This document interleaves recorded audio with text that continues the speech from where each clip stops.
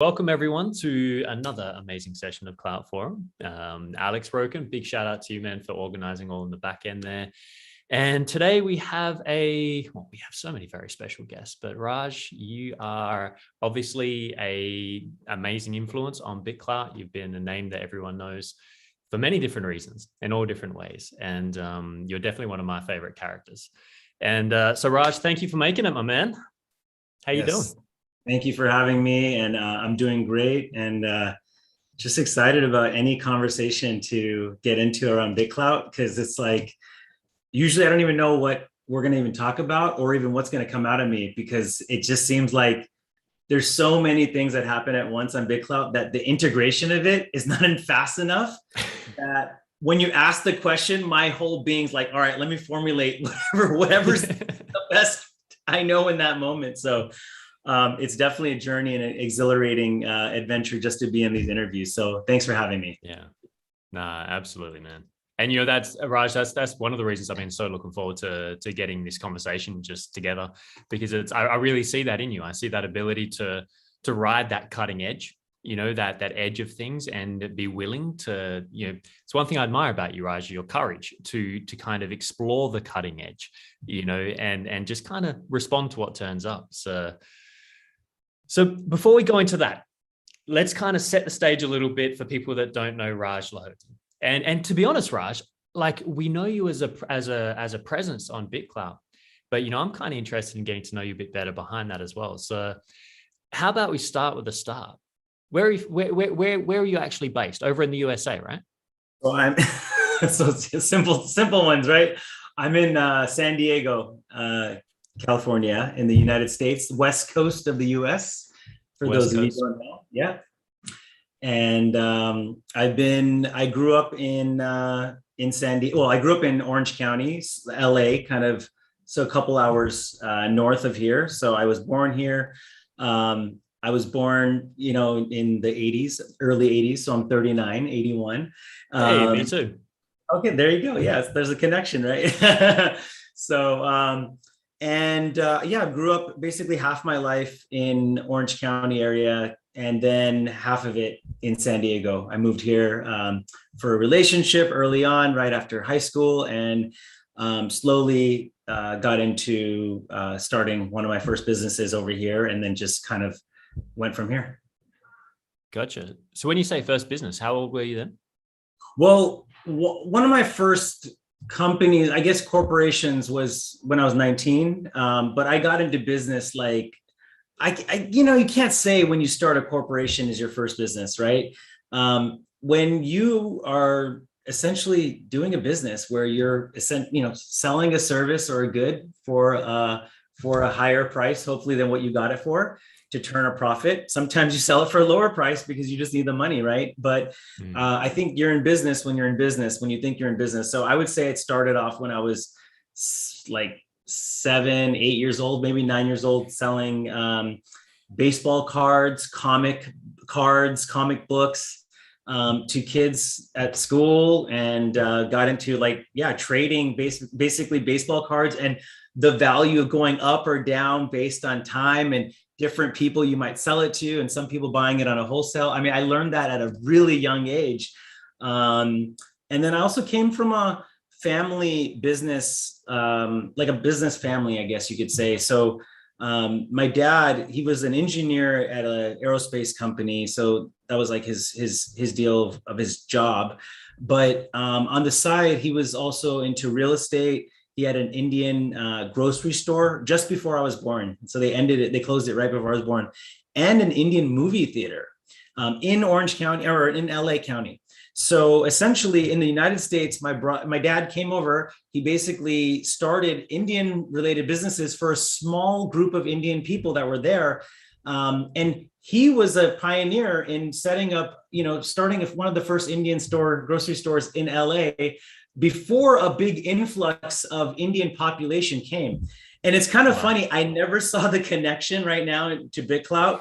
But if you think about it, like my dad, when he started this business, people were like, what are you doing starting an Indian store? Like, there's not even that many people. And not knowing that there was going to be such an, IT, information technology, recruiting boom that happened, and the Indian population growing like crazy for many reasons, not just IT, obviously, but so it's early adopters for sure. I guess runs in my family with my dad setting this tone, but in a different world. Yeah, man, that's pretty fascinating because, like you say, you can see a lot of the different aspects of what's going on now, kind of like a fractal that's come from that space and that environment. So surrounded by the entrepreneurial kind of mindset early on, that makes sense when we look at what you're doing here. So, what about when it comes to IT technology? Obviously, early on, the internet, came around the 90s. Were you into computers and that at a young age? Yeah. So I had the advantage, right, of my dad obviously being into, the business side, and our family coming from that in India with like running stores, merchants, things like that. But my brother, so I'm the youngest of four. Okay. So I have an oldest brother, a sister, another brother, and then myself. So my oldest brother, he was into computers like basically in early 80s. So Apple IIe, the green screen. I got exposed to all that when I was like 5, 6 years old. So I kind of was already touching. Now today, 5, 6 years old, people like Jason Corey's like, what the heck? I was, internet was there 6 years before I was born. What are you talking about, bro? Right. But obviously for us, touching computers for me, 5, 6 years old, it was definitely early on, before a lot of people were. And not only were we playing it with just games, but I could see how my older brother, who was 14 years older, was into computer science in college, and then got computer careers after. And he was making, like, back in 1993, 90, or maybe 95, he was making like $80 US an hour, like in 95, like 27. That's a lot of dough. I mean, that's a lot of dough today. Back then, that feels like hundreds of dollars, if not more, per hour, with exchange, timing and inflation. So we saw that, wow, when you're into computers, you get open to certain opportunities, perhaps because something unique, and you have a higher demand for that uniqueness, So I saw that, I was able to expose to that. And then it wasn't just my brother, who's 14 years older, but my other brother's 4 years older. And so he was like a really strong bridge for me, because he would get a lot from my older brother, and then he would pass it on to me. And so I ended up learning a lot about, my brother would push my dad to get him the latest in computers, and then I would get to play with the computers as well, always getting to play with my older brothers, but still, right? It is what it is of being younger, younger brother. It's the apprenticeship.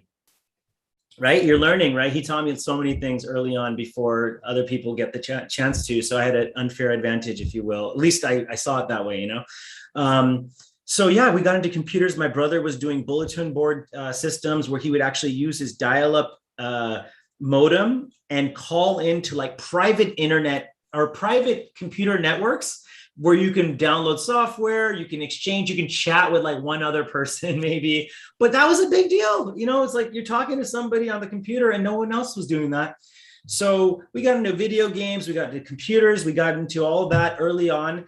And I just had a fascination for it that, I guess, in school, it was also built up. I started hanging out with other kids that were into that as well. So, once you have a little bit of that advantage in some areas, or you learn it, then it starts snowballing effect. It starts growing a lot faster, and momentum builds up. So, technology has been definitely something I've been in for a long, long time, for sure. Yeah, no, it's incredible to reflect on it. And I remember back in the 80s, funnily enough, similar thing. I'm the youngest of three, and had the same experience, right? Like the older one has to kind of go out and break the ground and do all that. And then they learn and pass it down. And I realized in my older years, it's like, man, I'm pretty fortunate to have it. I mean, I don't know about you, but copped a few beatings and things, as a price to pay for it. But it was always... Yeah. There's a balance of being younger, right? You don't get all the rights like the older ones do and all that, but you get a bunch of stuff early. So you go through somewhat of an initiation your whole life in the beginning, until you break out of the freaking house. At least I don't want to say that's how it is for everyone, but for me, that's what it was. I finally got my freedom when I moved out. But but all that time that I was there, I was learning so much. It was a training ground for gaining skills, which, I guess I can thank some of those that I have today for that experience that I had. Absolutely. I could imagine the resilience you build in that kind of situation as well be really supportive as you go into, again, new technologies and things where there's all kinds of characters you got to deal with along the way. So, all right, fantastic. So, and just before we leave Little Raj from the history, while we're still visiting in the 80s, what was, Raj back then? What were you kind of dreaming of? Like, what was it around business computers, or did you have like, what was your fantasies, your ideas of where the world was heading for you as a young boy?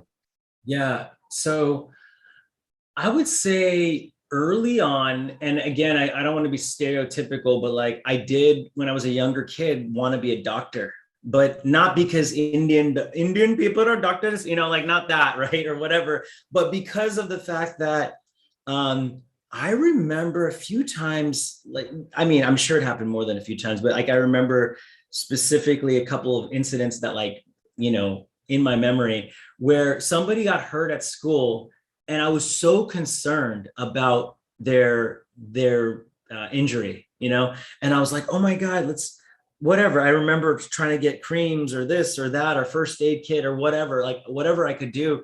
And I felt the fulfillment of helping people in that way.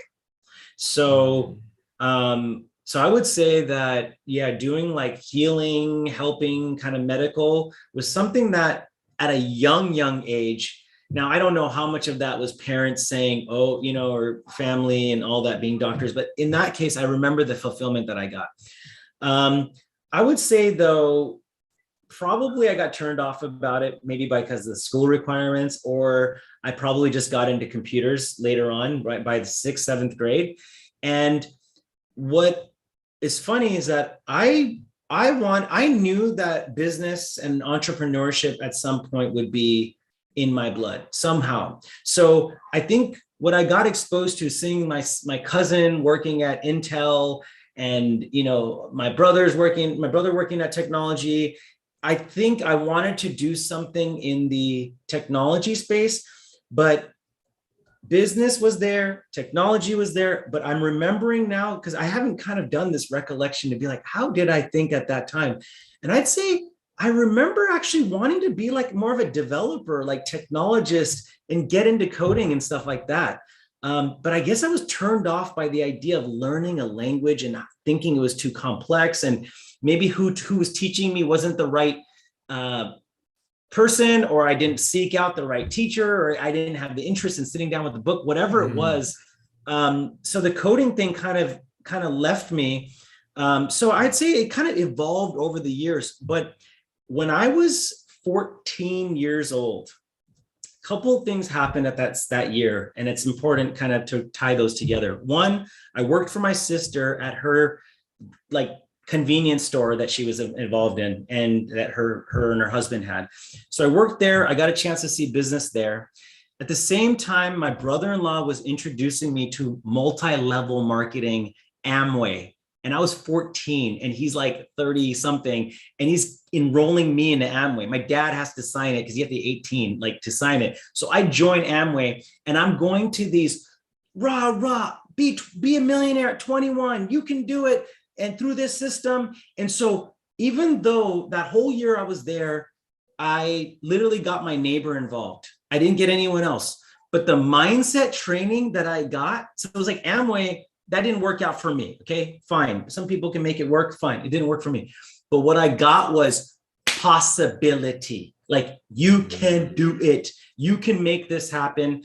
You don't have to be limited by what you were taught early. So I got that mindset, almost that Tony Robbins kind of education, or that motivation I got from that Amway time. So we got Amway at 14, working for my sister. And then the last piece, which is kind of ties to what led me into the rest of my career, is I remember doing a history report or whatever on Gandhi, Mahatma Gandhi. And I saved the biography that I was going to paraphrase or, research and for my report, right? I saved it onto my desktop. and I opened up the file, the HTML file. This is like 1996. I opened it up in Notepad, and I looked at this and I go, I can read this. Like, it says HTML, then head, then title, body. I was like, the colors. I'm like, wait, what are those colors? Like, I could read HTML. And I swear I was like, wait. So I go find Gandhi's name and I change it to Raj Lahoti. And it says, and I open it up in like a browser and I'm like, oh shit, Raj Lahoti. Then I freaking change the date of his birthday or something, and then change it something else. Change it. After a while, re-edited everything, and I had my first Raj Lahoti's homepage. Just feeling there's guys editing it and be like, yo, this is it, right? We can get into, that's a little foreshadow for the NFT topic. But anyway, so yeah, I did that. And as soon as I saw that, I was like, I was turned off by the coding before, because if I opened up an exe file in Notepad, it'd be all just garbage, binary text. And I'm like, what is all this? But I could open up in Notepad HTML and read it. And I felt empowered that I could do it. So that empowerment, that belief that I could do it had me say, I'm going to freaking get into this. So I started getting into setting up websites. I started an animated GIF website back in like 97. Just when I found out about this animated GIFs, because Netscape 2.0 came out and they could animate GIFs. And I was like, oh my God, I'm creating a website about this. So can you believe the success led me to my hosting company ended my website because it said you're going over the 50 megabyte per month. 50 megabyte, right? Some pictures we save on our iPhone now are 50 mega or whatever, 5 megabytes. But anyways, that was some of the stuff that I got into. And then that set me up on like the website, web development, and sort of the internet entrepreneur path from 14, 15 on. Wow, man. It's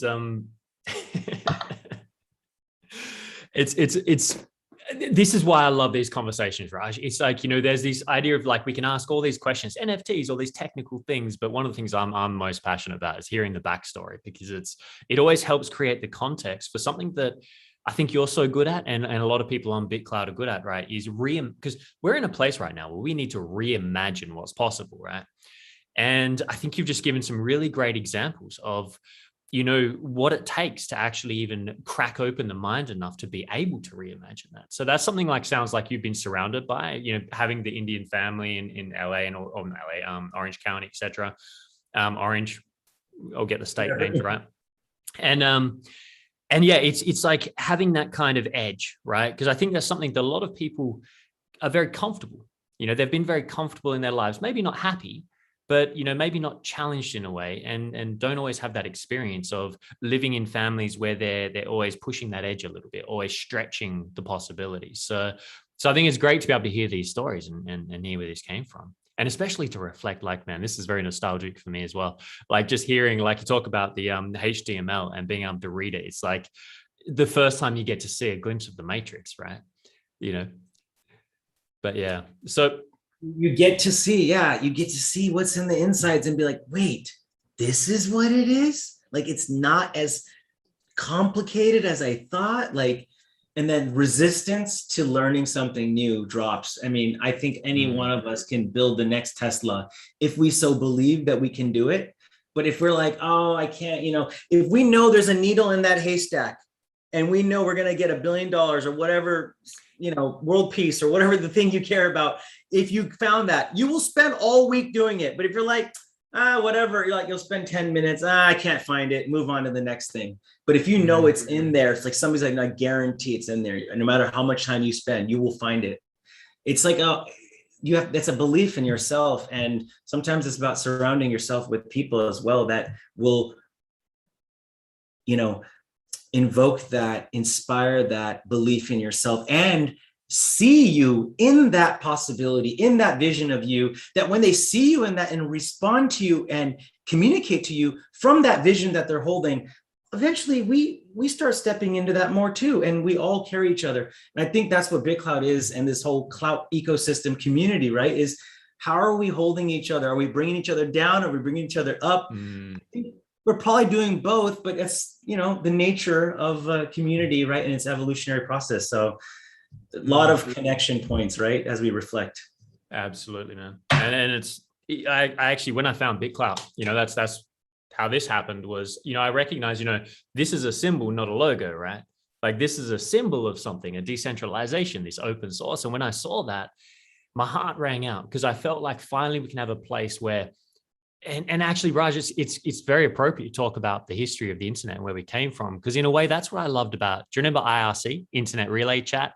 And like back in those days, that was decentralized. Like, they had servers around the place and you just jump on and you just it was self-organized, no rule, no law, and it used to be chaos. You used to get all kinds of crazy things on there.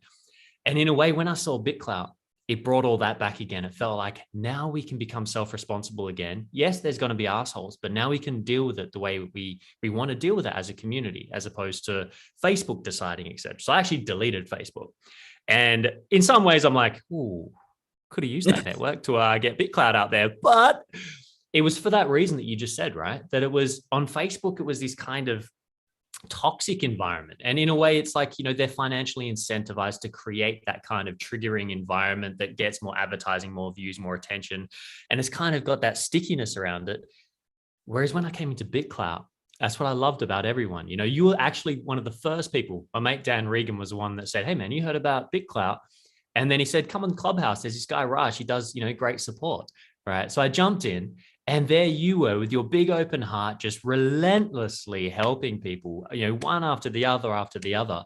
And I remember having a conversation with you and it was, just for like 10 minutes or something, but just how much you were just giving of everything that you had at your disposal, your knowledge, etc. You really listened, provided some amazing support.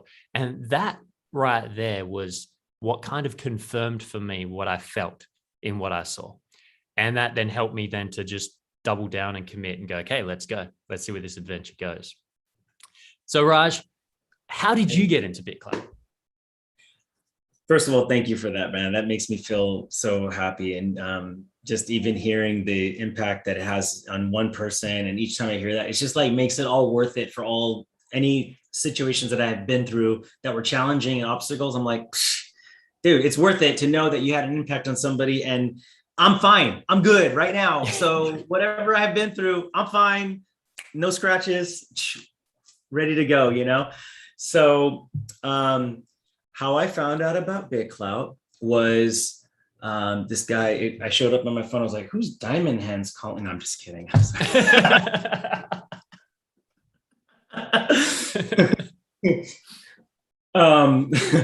I have a friend of mine. He's on BitClout. He's not like super active, but he's definitely, he's still staying connected into the game, but he's got a lot of other stuff going on as well. Stefan Grafstein. And so he basically was telling about crypto last year during the 2020 era. And he's just telling me about crypto, man. He's like, bro, get onto crypto. And I was like, yeah, cool. But like, I was had a little resistance because I lost a little bit, like a couple years before, when Bitcoin was like kind of doing its thing. So I was like, oh, okay. And he's like, get crypto, bro. Like, just get into crypto. And he said like 3 or 4 times, like, all right, dude. And then I got in like perfect October of last year. Ethereum was like $600. Bitcoin was whatever, and I was like, I just started doing it and I'm like, it was found money, it was like every day, just, this is just growing and all that. So I was like, okay, there's something there. He's saying something. And then he tells me on March 12th, at 8:03 a.m., I guess I can NFT the image of what he sent my WhatsApp message. He basically said, hey bro, there's a new project coming up in the crypto space. And he sent me the WhatsApp and he's just like, he found out about it from like a friend of a friend, which now we know, like, they gave a password protected site. And of course people were like, don't tell anyone. And then slowly don't tell anyone turns into just don't, keep it on the, and then after a while you're like, wait, so many people have this password now and it's going around. So I ended up getting it from him. He said, keep it on the DL. It's an early, just for friends and family in this first time, or not, I don't know, just like for, I guess, friends of the investors, because they're still testing the dang thing out. They're just trying to make sure that it is not, we've seen bugs today, right? So imagine how many bugs were there in March, right? Before most people were even on this. So, so they're trying to keep it in beta. So, I got on here and I had no idea. That we would get our own coin. I mean, even though I read the white paper, honestly, I probably just like was not getting it all the way. Like I was more like Elon Musk and Tony Robbins and all these famous people, like, okay, sweet, let's do this. And then I started buying reports about top Twitter influencers and like just trying to figure out how to get ahead of this game because a big influx of people are going to come on here. I had no idea it's creator coin. I thought it was all a bunch of cryptocurrencies launching out. It's just, it's hard to understand BitClout without a little bit of time in there, right? Confusion in the beginning. Oh my God, sure. My wallet's up. Let me sell these things. My name has a coin next to it. Let me sell that. Now I'm a rug puller. I was like, what the fuck? Yeah. I've stopped so many innocent people. They're like, okay, so I have money in my wallet. Can I take this and send it? I'm like, if you want to be a rug puller, they're like, what is that? I'm like, so anyways. Absolutely, man. So I got deep into it. I wanted to get into buying all these people. I think I bought Elon Musk first. So we tried it. Yeah, we basically, he told me about it at 8:03 a.m. 4 hours later, 10 of us were in a Zoom conversation, almost like the nacho, like a nacho average, or like little Zoom convos. It wasn't 24/7, but it was for like an hour and a half until BitClout. They closed the doors after like a couple hours, I think. So it was like open for a couple hours, and then it was like, okay, come back in 4 days. So that's how they did. It was like, we're open at noon. It opened, and then they're like, okay, come back. I don't remember how long the first day was, if it was a couple hours or it's a days, but we all got in, and I even said, hey, if you guys want to be in this Zoom, you're going to need to buy a Stefan Grafstein coin. So I kind of told everybody in there, and yeah, it was fun and interesting, and we had no idea what BitClout. I mean, when we compare what our mindset was about it in March to now, I'm just like, it's like night and day, it feels like. Absolutely, man. And it even makes me think back to, when you talk about, when you were the younger brother, right, with the family in these beginning times where everyone's kind of learning these new things and the rest, that, in the early days, there's always like, the old I Ching would say, the difficulty in the beginning, all good things, there's always that difficulty in the beginning. And I find it interesting when I see a lot of people can sometimes, especially the newer people, can have a crack at, the OGs that have been around for a long time. It's very easy to go, oh, well, you were here from the beginning. You got all those advantages, you got all these, great things. But at the same time, there was a price to pay for that, right? Like there was a lot of experimentation. There was a lot of mistakes. There was a lot of things that teething issues that are terrifying at times. And that's where often it's not the right time for people to be there at that early moment. So, but how are you feeling in regards to, because we're kind of closing up. Those that are watching this live, we're going to have a little celebration afterwards with a lot of our interviewers and things that have been on Clout Forum once we're finished here with Raj. And it kind of feels like, we're doing season 1 finale of Clout Forum. And it kind of feels like almost like BitClout is kind of had its first season, and we're about to launch season 2. We've just had a little pause. And so how are you feeling about that with the current situation of BitClout and where it's heading? I think season 1 had many episodes. So yeah. Right? Let's put it that way. And the pilot, March 12th, right, is very different than episode 12, right, in the series.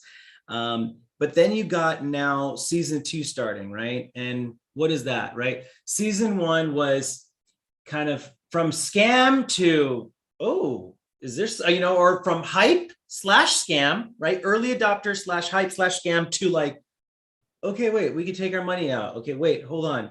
People are talking about this differently. Wait, hold on. Like the scam conversation has really slowed down right now too. So now it's like from that to something legitimate. Okay, fine.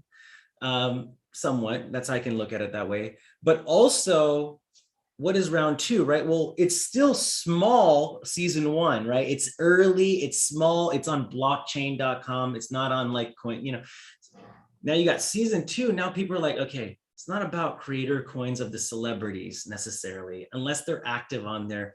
It's a bad deal. It's a hype game, right? I see season 2 is not about BitClout.com, right? Season 2 is about how BitClout.com goes through its decentralizing even its website itself to all the nodes, right? Whether BitClout.com stays BitClout.com with a bunch of nodes that you can switch between, or BitClout.com just goes away and they keep identity maybe, but BitClout.com's like, this is done, find your favorite node, learn more. Whatever it may be for BitClout.com, it's going to be assigning stewardship or assigning its power of it to the nodes in some ways. And so, because BitClout.com was really, I consider it demo social network. It's the demo social network run on the BitClout blockchain. It was there as a demonstration network to show us what's possible, but they curated the global feed, a bunch of central people. They're choosing what to pin up there, central people, diamond hands. They're choosing, come on, right? Who's in the buddy community. And that's fine because it's still early on, it's beta, all that. But slowly they're going to say, okay, time to give that power away to the community or delegate that power. And from there, I think they can't do it early on, but I think season 2 is going to be about, in order for people to take this thing seriously, with Coinbase launching, rumors. Is that a rumor now, or has it been? I don't know, but if I hear something 12 times, then I don't know if it's rumor anymore, right? From 12 different people, right?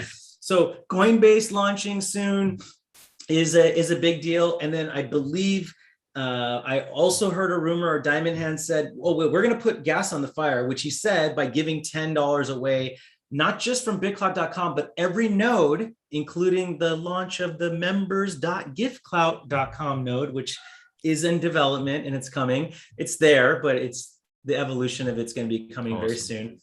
But we are literally, you can tell friends, oh, go to GiftClout, members.giftclout.com, and you get the $10 free. It says 11 because we made one 11.11 the floor price for Clout right now. So it says you're getting $11 for free, but literally Diamond Hands and the BitClout team is, paying the bill for that. So that's a whole, so he says he's going to do something.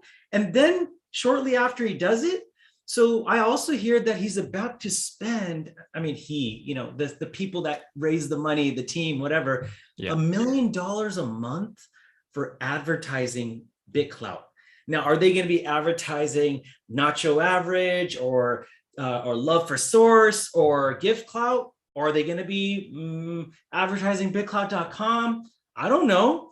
I'm not sure. I don't really care right now, right? Because we're fine if BitClout grows, and we'll still be able to grow the other nodes in time. As long as we create a unique enough value proposition for each node, then you don't need to beg people to come to your node. They'll just want to come there because they're like, there's value here.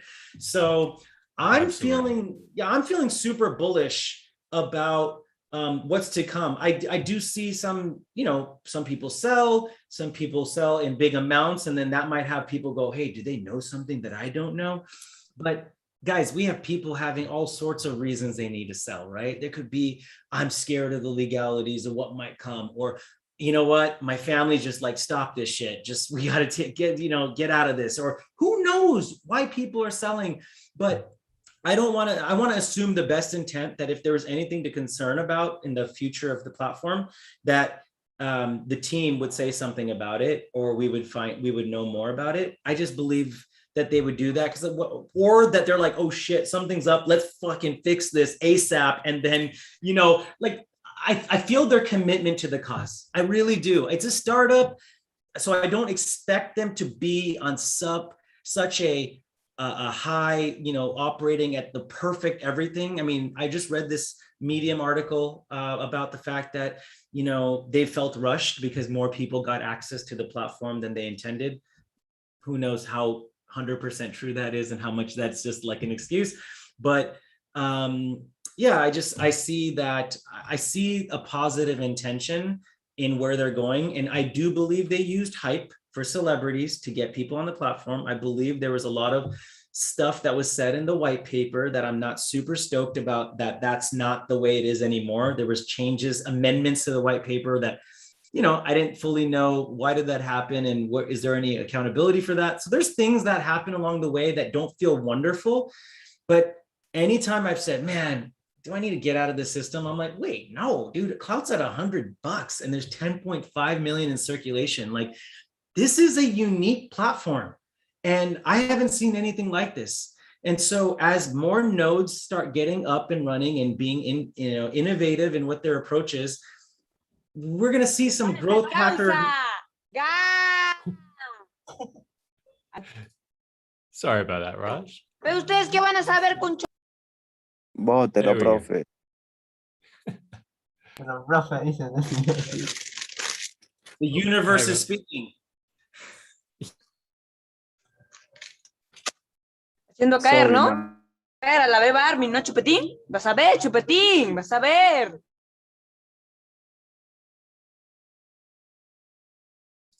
I think we got it. I think that summarizes BitClout right there, huh? What the heck was that?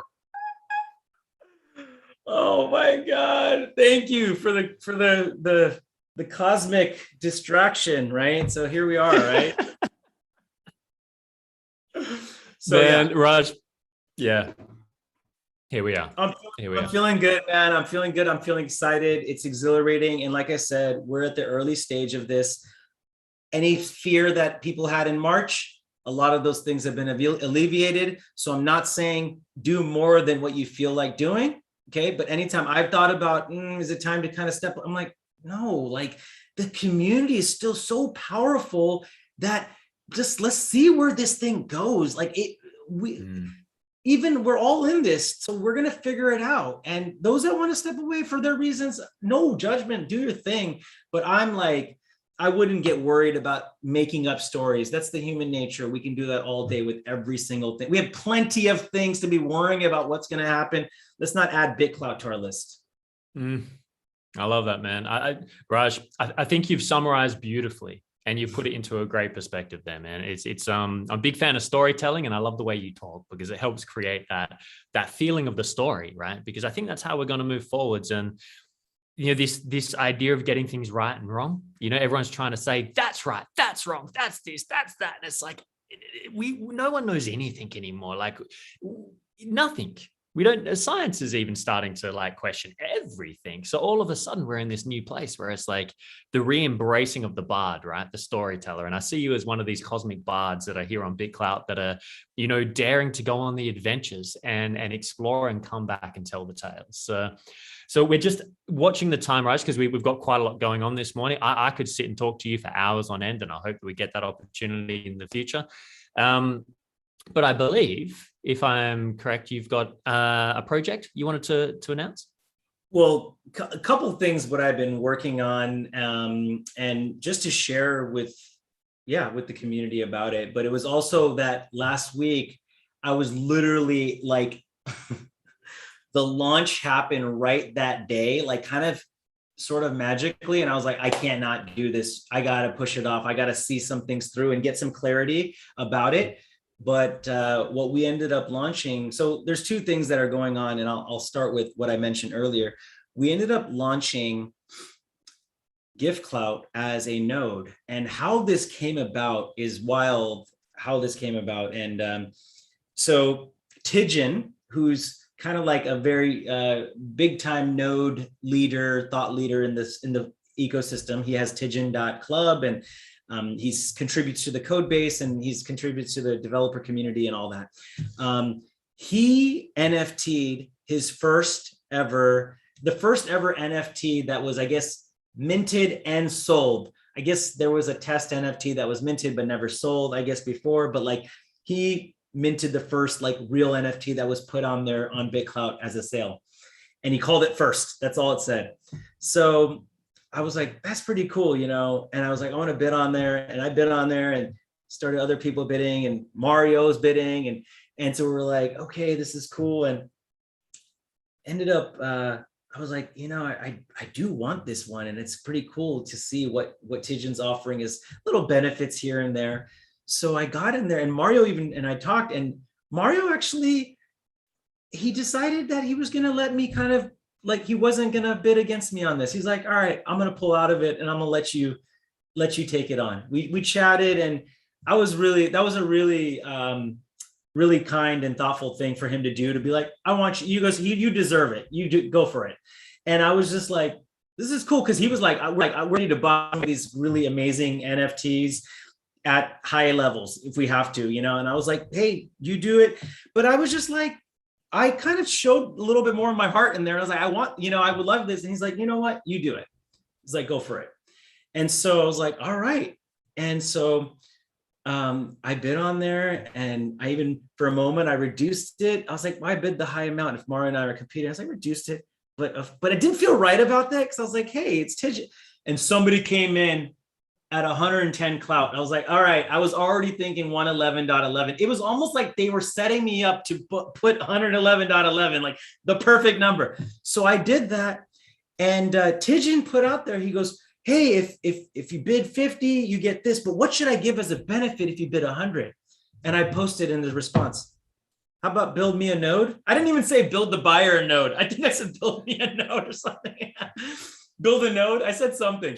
And he's like, sure, I'll do that. And we're now negotiating. He's like, well, if you do 150 clout, if the top bidder gets that, I'll build a node and run it for 3 months.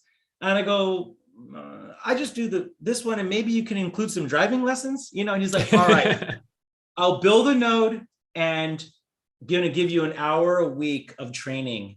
I don't even think he put an expiration on that time. So I'm not sure if that's in perpetuity or for a year, no idea. But he did say that if I ever resell the NFT, that those benefits are going to go along with it, that the node build and everything. So I'm like, I don't know what I got myself into. This NFT has a lot of energy into it, because literally I was like, I got a node. The next day I'm texting Tidjin and I'm presenting all these different names that I have for different node ideas. And I share with also BitClout, and we talk about it. And I go, Tidjin, what would you be most excited or most inspired to work on? Like, why me be the one to be like, build this node for, want it as an NFT, but I'm not paying him to build me. It's different, right? And he goes, BitClout. He's like, it already has a brand. It already has that's a perfect one. And I was like, yeah, because we already wanted to do that, but which was the priority to do? So we launched members.giftclout. Soon you'll be able to access it from giftclout.com, but it's kind of a special link just when I tell people. So members.giftclout, and there's some bugs that we're working out, but it's the same BitClout experience today, but slowly, it's not same, it's mostly same. There's a little bit of theme changes and things like that. Some of the verified users are different, and we're going to have our own verification on there, where you buy a little bit of BitClout coin and you get to apply for verification as long as you hold our coin. So creating the tokenomics, like we're going to get to try out different things. And even if somebody goes, that's exclusive, I'm like, you have so many other nodes, rock on, and we'll have other alternatives to earn BitClout or earn your verification through other engagement. We're not trying to make it so that we exclude people unless they pay. We want it to make it where it's exclude unless you're either engaged or you put some investment of something, whether it's clout or attention or both. So we're very excited about that. And slowly, you'll see that BitClout won't look a single thing like BitClout, and you won't even see that you're on the same network, because everything's different. It's not led by coin price. It's not led by this. It's not led by that. The top 10 reports are different. For example, why not top 10 investors? Not top 10 coin prices, but top 10 people who invest in other creators. Ooh. And top 10 people who bought the top most number of creator coins. Top 10 people who gave the most diamonds in the last 24 hours, not just who received it. Think of BitClout as the gift economy lens of the clout economy. It's a gift economy platform. And literally we're saying the verb. I know it's a noun, BitClout as a name, right? But it's also a verb. We're gift clout. Come to BitClout, come to BitClout and gift clout. Clout's a new cryptocurrency that's community backed. And by the way, to join, we're giving you $10 to get started, or 11, whatever we end up getting to that level.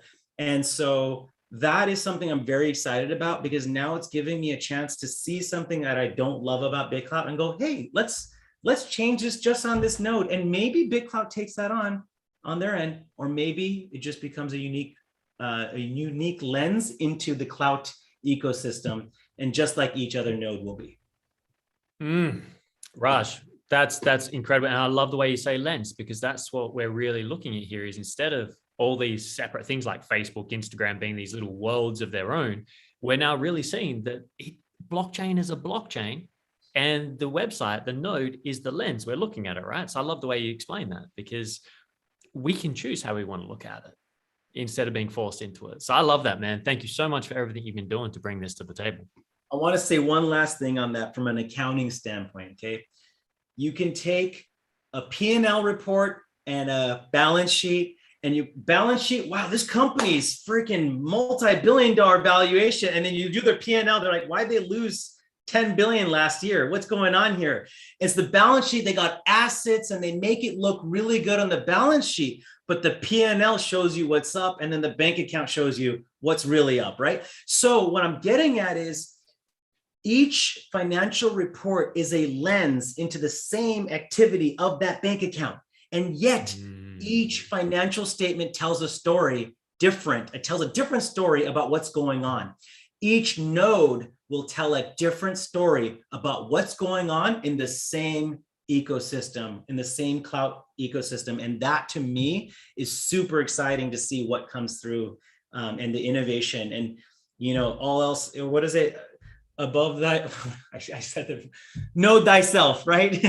Above all else, know thyself. If you're feeling like, I don't like this, I'm frustrated by this experience, join a node, participate and support them, or start your own. And let's see what we can do to, it's co-opetition. We're all going to learn by seeing all the innovation that we each do from each node.